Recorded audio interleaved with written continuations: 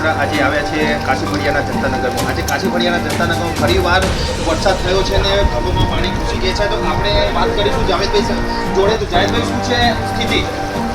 અહીંયા બીજી વાર પાણી ભરાવા છે. અમને રહેવામાં તકલીફ થતી અહીંયા ઓર અમે બહુ પ્રોબ્લેમમાં છે. અહીંયા પાણીની બહુ પ્રોબ્લેમ છે અમને. ઓર બધા તમે જોઈ શકો છો, બધી માસી બી કહેતી છે ઉપરથી આ કાકાને રહેવાનું કોઈ સુવિધા નથી મળતી છે. અમારા કાકા છે મોલ્લામાં. તો આપણે કાકાની પણ મુલાકાત લઈશું.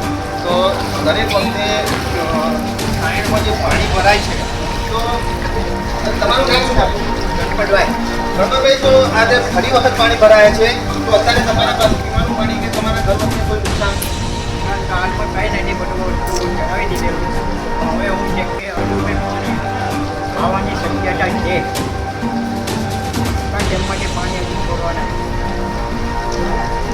તો એના માટે તમે પંચાયતને રજૂઆત કરેલી છે કે શું છે કે પંચાયત